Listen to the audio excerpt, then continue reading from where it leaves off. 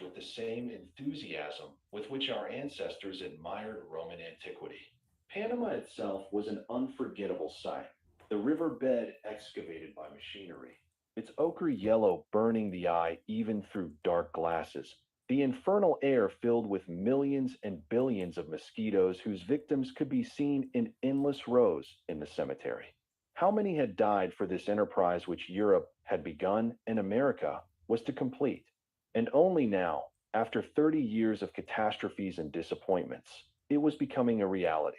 A few more months of final labor on the sluices, and then pressure on an electric button, and the two oceans, after thousands of years, would unite for eternity. But I was one of the last of this day to see them still separate while fully aware of what was to come. It was a good leave taking from America, this site of its greatest creative accomplishment. Light and shadow over Europe. I had now lived through 10 years of the new century and had seen India, Africa, and part of America. It was with a new, more informed pleasure that I began to look at our Europe. I never loved that old earth more than in those last years before the First World War. Never hoped more ardently for European unity. Never had more faith in its future than then, when we thought we saw a new dawning. But in reality, it was the glare of the approaching world conflagration.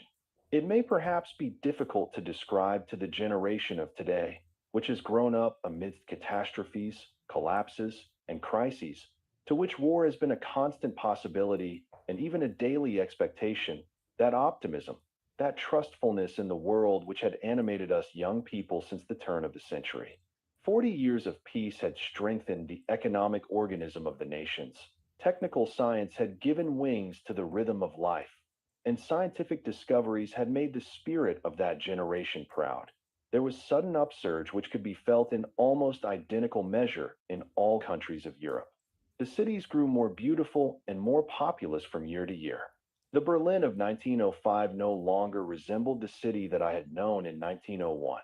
The capital had grown into a metropolis and, in turn, had been magnificently overtaken by the Berlin of 1910. Vienna, Milan, Paris, London, and Amsterdam on each fresh visit evoked new astonishment and pleasure. The streets became broader and more showy, the public buildings more impressive, the shops more luxurious and tasteful. Everything manifested the increase and spread of wealth. Even we writers experienced it in the editions of our works which, within some 10 years, had increased 3-5 and tenfold. New theaters, libraries, and museums sprang up everywhere. Comforts such as bathrooms and telephones, formerly the privilege of the few, became the possession of the more modestly placed, and the proletariat emerged, now that working hours had been shortened, to participate in at least the small joys and comforts of life. There was progress everywhere. Whoever ventured, won. Whoever bought a house, a rare book, or a painting saw it increase in value. The more daring and the larger the scale on which an enterprise was founded, the more certain a profit. A wondrous unconcernedness had thus spread over the world. For what could interrupt this rapid ascent, restrict the elan, which constantly drew new force from its own soaring? Never had Europe been stronger, richer, more beautiful, or more confident of an even better future. None but a few shriveled graybeards bemoaned, in the ancient manner, the good old days. Not only the cities, the people too looked handsomer and healthier because of sports, better nutrition, shorter working hours, and a closer tie with nature. Winter, formerly a dreary time which men spent in ill humor at cards in the cafes, or bored in overheated rooms, had been rediscovered on the mountain, tops as a fount of filtered sunshine, as nectar for the lungs, as delight for the flushed and ruddy skin. The mountains, the lakes, the ocean were no longer as far away as formerly. The bicycle, the automobile, and the electric trains had shortened distances and had given the world a new spaciousness. On Sundays, thousands and tens of thousands in gaudy sport coats raced down the snowbanks on skis and toboggans. Sport palaces and swimming pools appeared everywhere, and it was just in the pools that the transformation was most noticeable. Whereas in my youth, a really well-built man attracted attention among the thick necks, the fat bellies, and the sunken chests. Now persons athletic, lithe, browned by the sun, and steeled through sport vied with one another in gay competition as in the days of antiquity. None but the very poorest remained at home on Sundays, and all of youth hiked, climbed, and gambled, schooled in every type of sport. People on vacation no longer restricted themselves to some nearby resort or at best to the Salzkammergut, as in the days of my parents, for they had become curious about the world, curious to see whether it was as beautiful everywhere, and whether there were varieties of beauty. Whereas formerly only the privileged few had ventured abroad, now bank clerks and small tradespeople would visit France and Italy. Traveling had become cheaper and more comfortable. But above all, it was the new courage, the new spirit of adventure that made people more daring in their travels and less fearful and parsimonious in their living. One was even ashamed to appear anxious. The world began to take itself more youthfully, and, in contrast to the world of my parents, was proud of being young. Suddenly, beards began to disappear among the young. Then the elders followed, lest they appear old. To be young and fresh, and to get rid of pompous dignity, was the watchword of the day. The women threw off the corsets which had confined their breasts, and abjured parasols and veils since they no longer feared air and sunshine. They shortened their skirts so that they could use their legs freely at tennis, and were no longer bashful about displaying them if they were pretty once. Fashions became more natural. Men wore breeches, women dared to ride astride, and people no longer covered up and hid themselves from one another. The world had become not only more beautiful, but more free. This health and self confidence of the generation that succeeded mine won for itself freedom in modes and manners as well. For the first time, girls were seen without governesses on excursions with their young friends, or participating in sports in frank, self assured comradeship. They were no longer timid or prudish. They knew what they wanted and what they did not want. Freed from the anxious control of their parents, earning their own livelihood as secretaries or office workers, they seized the right to live their own lives. Prostitution, the only love institution which the old world sanctioned, declined markedly, for because of this newer and healthier freedom, all manner of false modesty had become old fashioned. In the swimming places, the wooden fences which had inexorably separated the women's section from the men's were torn down, and men and women were no longer ashamed to show how they were built. More freedom, more frankness, more spontaneity had been regained in these 10 years than in the previous 100 years. For a different rhythm prevailed in the world. None could foretell all that might happen in a single year. One discovery, one invention, followed another, and instantly was directed to the universal good. For the first time, the nations sensed in common that which concerned the commonweal. On the day that the Zeppelin made its first flight, I happened to be in Strasbourg on my way to Belgium when, amidst the jubilant roaring of the crowd, it circled the cathedral as if to pay homage to the thousand-year-old edifice. That night at Verharen's in Belgium came the news that the ship had crashed in Echterdingen. Verharen had tears in his eyes and was terribly moved. He was not indifferent to the German catastrophe as if, being a Belgian, it concerned him less. But as a European of our time, he shared the common victory over the elements as he now did the common trial. In Vienna, we shouted with joy when Blériot flew over the channel as if he had been our own hero, because of our pride in the successive triumphs of our technics, our science, a European community spirit, a European national consciousness was coming into being. How useless, we said to ourselves, are frontiers when any plane can fly over them with ease. How provincial and artificial are customs duties, guards and border patrols. How incongruous in the spirit of these times, which visibly seeks unity and world brotherhood. This soaring of our feelings was no less wonderful than that of the plains, and I pity those who were not young during those last years of confidence in Europe. For the air about us is not dead, is not empty. It carries in itself the vibration and the rhythm of the hour. It presses them unknowingly into our blood and directs them deep into our heart and brain. In those years, each one of us derived strength from the common upswing of the time and increased his individual confidence out of the collective confidence. Perhaps, thankless as we human beings are, We did not realize then how firmly and surely the wave bore us. But whoever experienced that epoch of world confidence knows that all since has been retrogression and gloom. Marvelous was this tonic wave of power which beat against our hearts from all the shores of Europe. But there was danger too in the very thing that brought joy, although we did not perceive it. The storm of pride and confidence which rushed over Europe was followed by clouds. Perhaps the rise had come too quickly. The states and cities had become powerful too hastily. The sense of power always leads men as well as states to use or to abuse it. France was puffed up with wealth. It wanted yet more, wanted a colony even though there was no superfluous population for the old ones. It almost went to war over Morocco. Italy wanted Cyrenaica, Austria annexed Bosnia, Serbia and Bulgaria pushed toward Turkey, and Germany, still excluded for the time being, raised its paw for an angry blow. In all these states, there was a congestive rush of blood to the head. Out of the fruitful will for internal union, there developed everywhere, simultaneously, an infectious greed for expansion.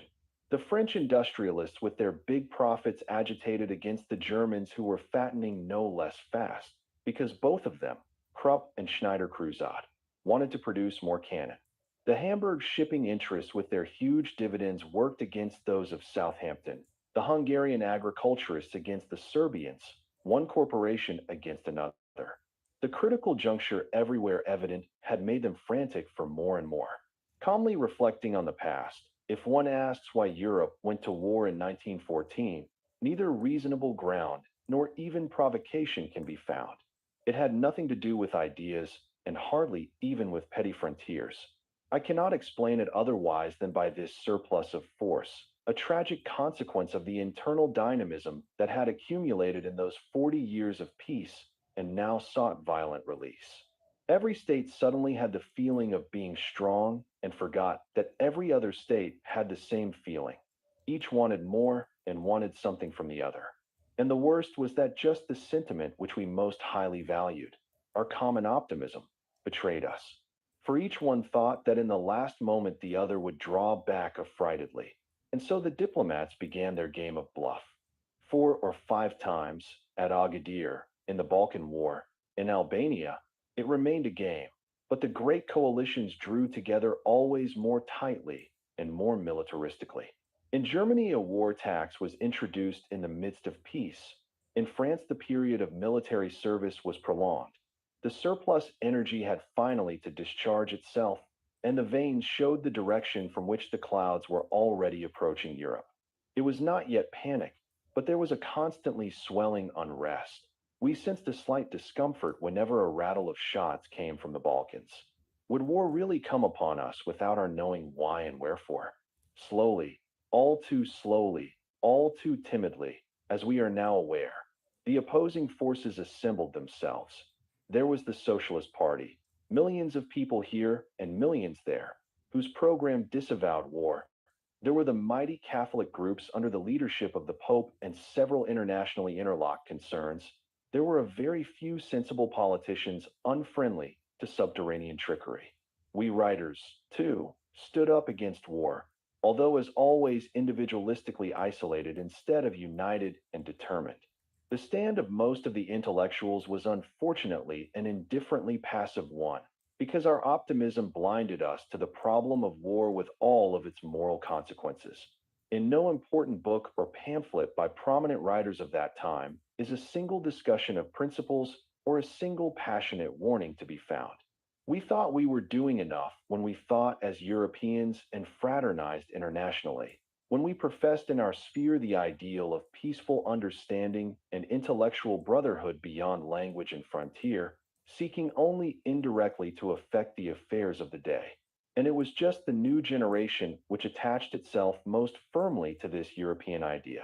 In Paris, I found my friend Bazalgette surrounded by a group of young people who, in contrast to earlier generations, had renounced all narrow nationalism and aggressive imperialism. Jules Romain, who was to address the great poem to Europe during the war, Georges Duhamel, Charles Vildrac, Durkheim, René Arcos, Jean-Richard Bloch, gathered together first in the Abbaye and then in the Effort Libre. were all passionate champions of the Europe to come and, as the fiery trial of war proved, steadfast in their hatred of all militarism. Rarely had France conceived a youth that was more courageous, more talented, more morally determined. In Germany, it was Werfel who gave world brotherhood its strongest lyric accent with his Weltfreund. René Schickela, an Alsatian, placed by fate between the two nations, labored passionately for an understanding. From Italy G. A. Borges hailed us as a comrade, and encouragement came from the Scandinavian and the Slavic countries as well. Why don't you come over here? A great Russian writer said in a letter. Show the panslavists who are trying to egg us into the war that you Austrians are against it. Oh, we loved our inspired time well enough, and we loved our Europe. But this blind belief that reason would balk the madness at the last minute established itself as our one shortcoming. True, we did not regard the handwriting on the wall with sufficient misgiving, but is it not the very essence of youth not to be distrustful, but to believe? We relied on Jowers, on the Socialist International. We believed that the railroad men would rather tear up the tracks than transport their comrades to the front as so much cattle to be slaughtered. We counted on the women, who would refuse to sacrifice their children and husbands to Moloch. We were convinced that the spiritual and moral forces of Europe would reveal themselves triumphantly at the critical moment. Our common idealism, our optimism based on progress, led us to misjudge and contemn the common danger. Moreover, we lacked an organizer who could unerringly unite the latent energy within us. We had amongst us but a single man to sound a warning, a single person of perception and vision. But the curious thing was this, that he lived among us long before we knew anything about him whom destiny was to appoint as our leader. It was a fateful stroke of luck that I discovered him for myself at the last moment, and it was difficult to discover him, for he lived apart from the Foire sur la Place in the heart of Paris. If anyone once undertakes the writing of a straightforward history of French literature in the 20th century, he must not disregard the astonishing phenomenon that, although all imaginable authors and big names were then being praised in the Paris papers, three of the most important remained unknown or were mentioned in a misleading connection. From 1900 to 1914, I never saw a reference to Paul Valéry as a poet in either Figaro or Le Matin. Marcel Proust was looked upon as the dandy of the salons, and Romain Rolland as a well-informed scholar in music.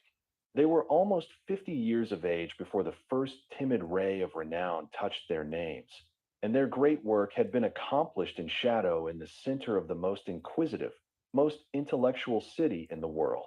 It was mere chance that I had discovered Romain Rolland opportunely.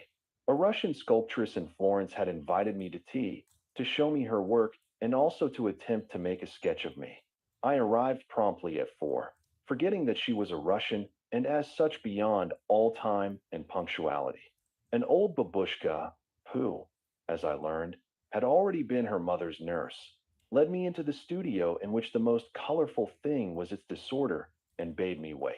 In all there were but 4 small pieces of sculpture about, and I had looked at them in 2 minutes. And so, in order not to waste any time, I reached for a book, or rather a few little brown books, that lay about. They were called Cahiers de la Quinzaine, and I recalled having heard the name before in Paris. But who could possibly keep up with all the little reviews that popped up all over the country like so many short-lived idealistic flowers, only to disappear again?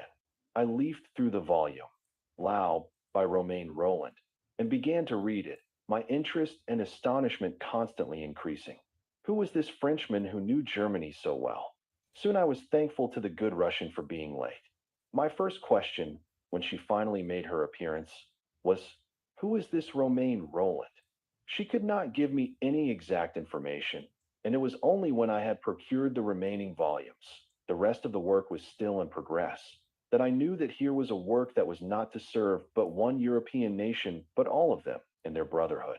Here was the man, the poet, who brought all the moral forces into play, a loving mutual knowledge and an honest will to that knowledge, proven and refined justice, and a soaring faith in the unitive mission of art. While we had frittered away our time with small manifestos, he had calmly and patiently proceeded to show to all the individual and most lovable traits of each. It was the first consciously European novel that was achieved here, the first decisive appeal towards brotherhood, more effective because it reached broader masses than the hymns of Verhaeren, more penetrating than all the protests and pamphlets. Here, the thing that we had all subconsciously hoped for, longed for, had been accomplished in silence. The first thing I did in Paris was to inquire about him, mindful of Goethe's words. He has learned. He can teach us. I asked my friends about him. Verhaeren thought that he remembered a drama, The Wolves, that had been given in the Socialist Theater du Puppel. Basil Gett, on the other hand, had heard that Roland was a musicologist and that he had written a small book about Beethoven. In the catalogue of the Bibliothèque Nationale, I had found a dozen works about modern and old music, 7 or 8 dramas, all of which had been brought out by small publishers or had appeared in the Cahiers de la Quinzaine. Finally, in order to establish some connection, I sent him one of my books. Soon a letter came asking me to come to see him, and so a friendship began which, together with that of Freud and Verhaeren, was the most fruitful and, at certain times, the most decisive for the future course of my life. Momentous days in life glow more powerfully than ordinary ones. I can recall that first visit quite clearly. Up 5 narrow, winding flights in an unpretentious house near the Boulevard Montparnasse, and in front of the door I felt a particular stillness. The hum of the boulevards was hardly more audible than that of the breeze that came in under the windows through the trees of an old monastery garden. Roland opened the door and led me into his small room filled to the ceiling with books. For the first time I saw his remarkable, shining blue eyes, the clearest and kindest eyes I have ever seen in anyone. In conversation they draw fire and color from his inner emotions.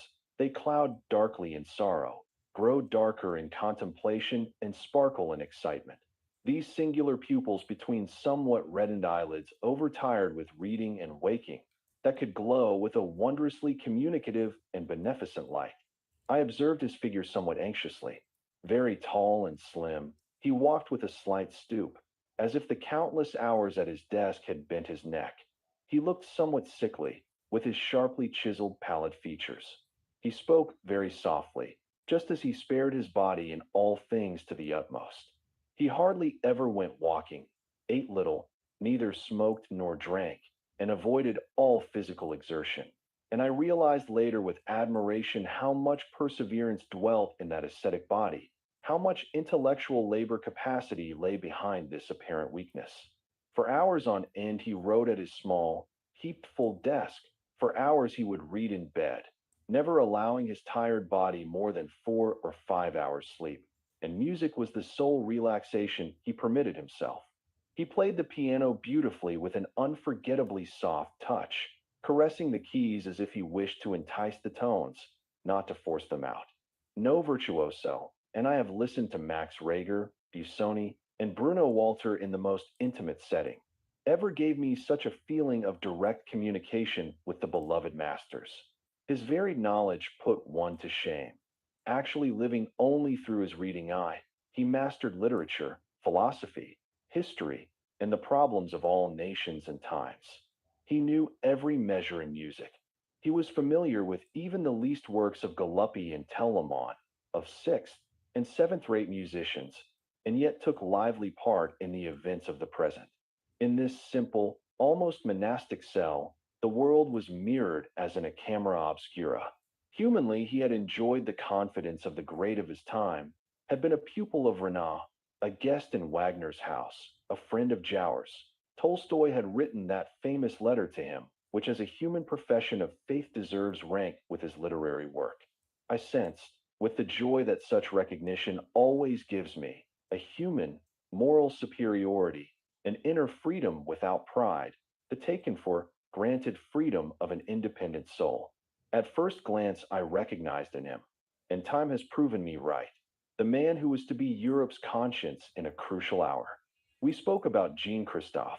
Roland told me that in it he had tried to fulfill a threefold duty: his gratitude to music, his profession of faith in European unity, and an appeal to the nations to awake to consciousness. There was a task for each to do, each in his own position, in his own country, in his own language. The time had come to be alert, and ever increasingly so. The powers of hatred were more vehement and aggressive because of their baser nature than those of reconciliation, and there were material interests behind them that in themselves were less scrupulous than our own. Obscurantism was visibly at work, and the battle against it was even more important than our art. I felt his mourning, for the brittleness of the mundane structure was doubly bitter. This man whose entire work celebrated the imperishability of art. Art can bring us consolation as individuals, he said, but it is powerless against reality. That was in the year 1913. It was the first conversation in which I faced our duty not to meet the constant possibility of a European war without preparation and action. In the decisive moment, nothing gave Roland such tremendous moral superiority over all others as the fact that he had painfully steeled his soul in advance. And perhaps we in our circle had also accomplished something. I had translated much, had called attention to the poets among our neighbors, and had accompanied Verhaeren on a lecture tour throughout all Germany in 1912, which shaped up into something like a symbolic Franco-German fraternization. In Hamburg, Verhaeren and Demmel, the greatest French lyricist and the great German lyricist, embraced each other publicly. I had won over Reinhardt for Verhaeren's new drama. Our collaboration home and abroad had never seemed more cordial, more intensive, more impulsive, and in many hours of enthusiasm we labored under the misconception that we had charted the way to the world's salvation. But the world bothered little about such literary manifestations and went its own evil path. The electric crackling of an invisible friction ran through the timbers. Again and again a spark would appear, the Zabern affair, the crises in Albania, a stupid interview. It was always nothing but a spark, yet each one could have ignited the piled up explosives. We in Austria were particularly aware of being in the center of the zone of unrest. In 1910, Emperor Franz Joseph had passed his 80th year. The aged man, long since become a symbol, could not last much longer, and a mystical feeling began to spread universally that after his passing the dissolution of the thousand-year-old monarchy could no longer be stayed. Within, the pressure of nationalities against each other grew, and outside waited Italy, Serbia, Romania, and in a certain sense Germany as well, to divide the Reich. The Balkan War, where Krupp and Schneider-Kreuzer rehearsed their cannon against foreign human material, as later the Germans and Italians rehearsed their planes in the Spanish Civil War, drew us closer and closer to the 未知来电。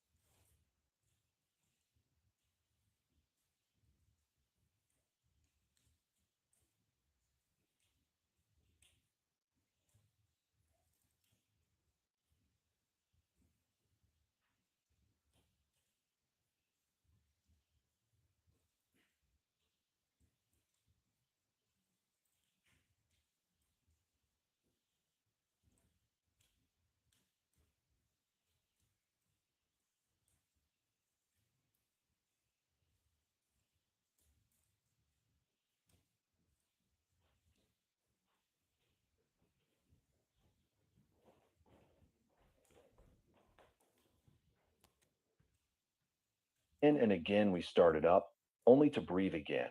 Not yet, this time, and let us hope, never. We know from experience that it is 1,000 times easier to reconstruct the facts of an era than its spiritual atmosphere. Its traces are not to be found in official events, but rather in the small, personal episodes such as I should like to include here. At that time, to be frank, I did not believe war would come, but twice I had had waking dreams of it, and started up with terrified soul. The first was at the time of the Redl affair, which, like all background episodes in history, is but little known. I had known Captain Redl, the hero of a most complicated espionage drama, very slightly. He lived only one street away from me in the same district, and one day in a cafe, the kindly looking, cigar smoking gentleman had been introduced to me by District Attorney T. Since that time, we had greeted each other in passing. It was only later that I discovered how greatly we are surrounded with mystery in the midst of life, and how little we know about our next door neighbor. This captain, externally a good, average Austrian officer, was the confidant of the heir apparent. His was the important duty of directing the secret service of the army and of offsetting that of the opposing parties. It leaked out that in 1912, during the Balkan War crisis when Russia and Austria were mobilizing against each other, the most important secret document of the Austrian army, the Plan of March, had been sold to Russia. In case of war, this would have brought about an unparalleled catastrophe, for the Russians knew every step, every tactical move that the attacking Austrian army intended to make. The panic in the general staff at this piece of treason was terrifying. Captain Redl, as the chief expert, was assigned to discover the betrayer, who could only have been found within a very narrow circle. The Foreign Ministry, not quite trusting the ability of the military authorities, gave orders, a typical example of the jealous counterplay of the various departments, for an independent investigation of its own, without notifying the general staff of its action, and ordered the police, among other things, to open every letter from abroad addressed in care of general delivery, disregarding the inviolability of the mails. One day a letter arrived at a post office from the Russian border station Podvalakiska with only a code address, Opera Ball. It proved to contain not a letter, but 6 or 8 new Austrian 1,000 crown notes. This suspicious discovery was reported to the authorities, and a detective was detailed to arrest whoever claimed the dubious letter. For a moment, the tragedy took on the characteristics of a Viennese light comedy. At noon, a man appeared at the post office window and asked for a letter addressed to Opera Ball. The official immediately gave the signal agreed upon to the waiting detective. But the detective had just gone out for his lunch, and when he had returned, all that could be ascertained was that the stranger had taken a cab and had driven off in an unknown direction. The second act of the comedy soon followed. In the time of the fiacre, those fashionable, elegant cabs drawn by 2 horses, the cab driver looked upon himself as too important a personage to wash his own cab. Consequently, each cab stand had a so-called wasser, whose function it was to feed the horses and wash the cabs. One of these boys, happily enough, had noticed the number of the cab that had just driven off. Promptly, every police station was notified, and the cab was found. The driver gave a description of the gentleman who had driven to the Café Kaiserhof, where I had always met Captain Redl. Furthermore, by a fortunate chance, the pocket knife with which the unknown had slit open the letter lay in the cab. The detectives rushed to the Café Kaiserhof. The gentleman whom they described had already gone. With perfect assurance, the waiters declared that he could be none other than their good and steady patron, Captain Redl, and that he had driven to the Hotel Klomser. The detectives stood rooted to the spot. The secret had been solved. Captain Redl, the highest espionage chief of the Austrian army, was at once the paid spy of the Russian general staff. Not only had he sold various secrets in the plan of March as well, but it also suddenly became clear why all the Austrian spies whom he had sent to Russia in the past year had been captured and condemned. A wild round of telephoning began, until finally Conrad von Hotzendorf, the chief of the Austrian general staff, was reached. An eyewitness of this scene told me that at the very first words the chief of staff turned white as a sheet. A telephone conversation with the imperial palace ensued, and conference followed upon conference. What was to be done? In the meantime, the police had taken precautions to prevent Captain Reddle's escape. When he again left the Hotel Clomser, and while he was talking to the porter, a detective approached him unobtrusively, held out the pocket knife, and asked politely, "Did not the captain forget this knife in the cab?" In that second, Reddle knew that all was lost. Wherever he went, he saw the familiar faces of the secret police who were watching him, and when he returned to the hotel, two officers followed him into his room and laid down a pistol. It had been decided upon in the palace that this affair, with its scandalous implications for the Austrian army, was to be terminated as quietly as possible. Until 2 in the morning, the two officers walked up and down outside of Reddle's room in the Hotel Clomser. Then they heard the pistol shot. The next day, the evening papers carried a short obituary of the capable officer, Captain Reddle, who had died suddenly. But too many people had been involved in the investigation for the secret to be kept. Bit by bit, a number of details were revealed that psychologically explained a great deal. Captain Reddle, unknown to his superiors and friends, was a homosexual and for years had been at the mercy of blackmailers who finally drove him to his desperate act. The army was shocked to the core. All knew that in case of war, this one man might have been the cause of the death of hundreds of thousands, and of the monarchy being brought to the brink of the abyss. It was only then that we Austrians realized how breathtakingly near to the world war we already had been for that past year. That was the first time that terror clutched at my throat. By chance, the very next day, I met Berta von Suttner, that majestic and grandiose Cassandra of our time. An aristocrat of one of the first families, in her early youth, she had experienced the cruelty of the War of 1866 in the vicinity of her native family palace in Bohemia.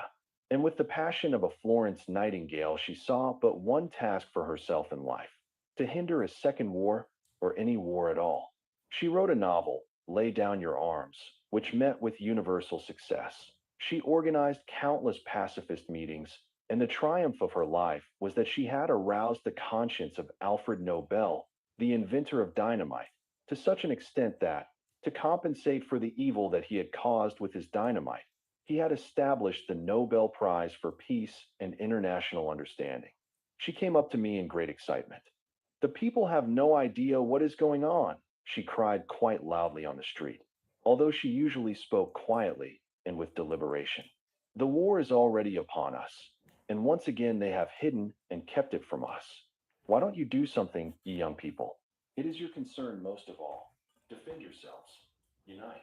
Don't always let a few old women to whom no one listens do everything." I told her that I was going to Paris. Perhaps one could really attempt a common manifesto. Why only perhaps? She pressed on. Things are worse than ever. The machine is already in motion. Being disturbed myself, I had difficulty in quieting her. But it was just in France that I was to be reminded, by a second personal episode, with what prophetic clarity the old lady, who was not taken seriously in Vienna, had seen into the future. It was a very small episode, but most impressive to me. In the spring of 1914, I had gone with one of my friends from Paris to spend a few days in Turin in order to visit the grave of Leonardo da Vinci. We had roamed along the mild and sunny banks of the Loire for hours, and at night were fairly tired. And so we decided to go to the cinema in the sleepy city of Tours, after first paying our respects to Balzac's birthplace. It was a small suburban cinema, utterly different from the modern palaces of chromium and glass.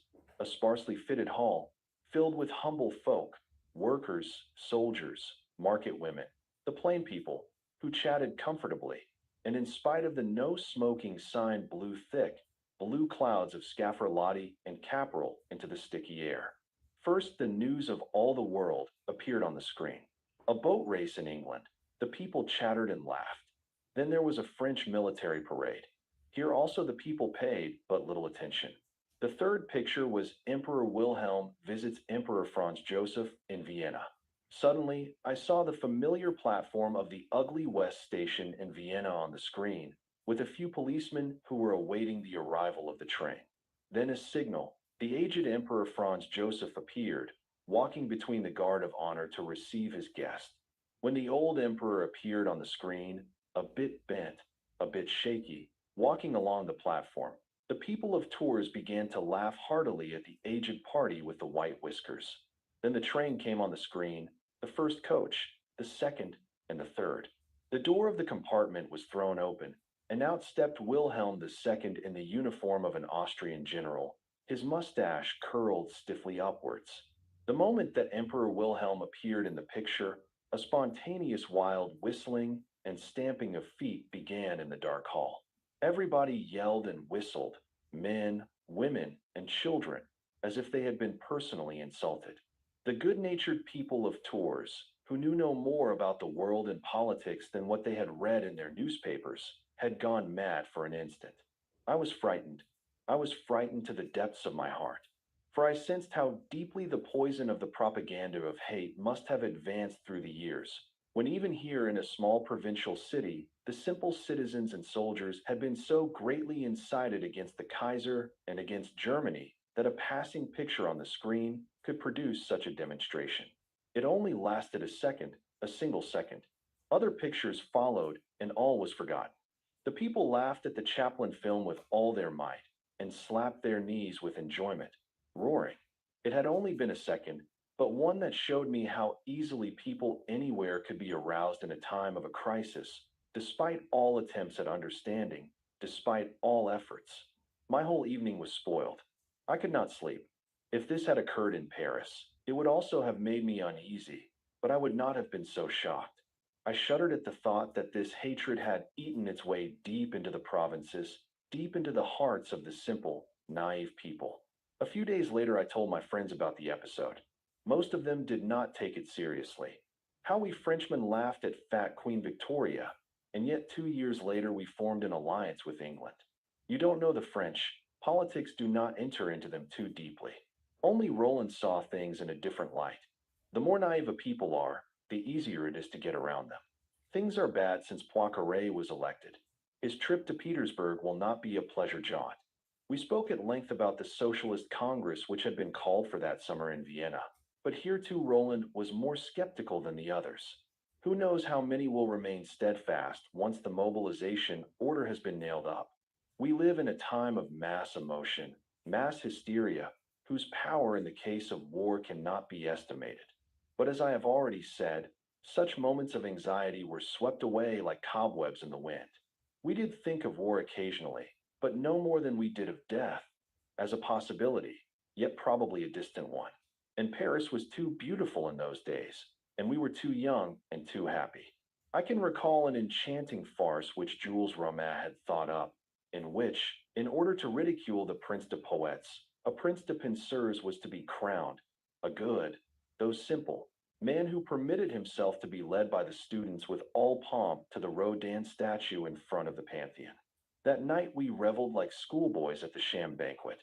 The trees were in blossom, the air was mild and sweet. Who had any desire in the presence of so much rapture to think of the inconceivable? My friends were better friends than ever, and new ones had been made in the stranger, the enemy, country. The city was more carefree than ever before, and, being carefree ourselves, we loved the city for being carefree. During those last days, I accompanied Verhaeren to Rouen, where he was to lecture. At night, we stood in front of the cathedral. Its spire gleamed like magic in the moonlight.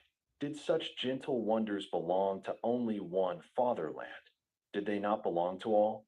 At the station in Rouen, where 2 years later one of the machines whose praises he had sung was to tear him to pieces, we parted. He embraced me.